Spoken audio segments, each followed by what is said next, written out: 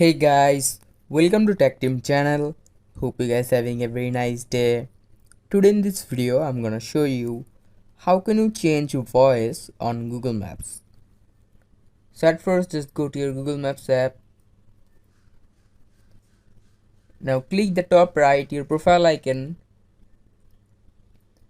Now click the bottom last the settings icon. Now just scroll here and click on navigation settings. Now here you can see the third option is voice selection. Just click on it.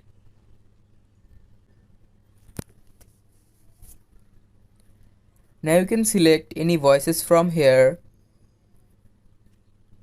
Just tap on a voice. You can trace the voice sound by just clicking it. Your destination will be on the right. You can again change and again test sound. Your destination will be on the right. So guys, that's how you can change voice on Google Maps. Hope you find this video helpful. If you find this video helpful, then give a thumbs up and don't forget to subscribe Tech Team channel. Thank you very much for watching the video.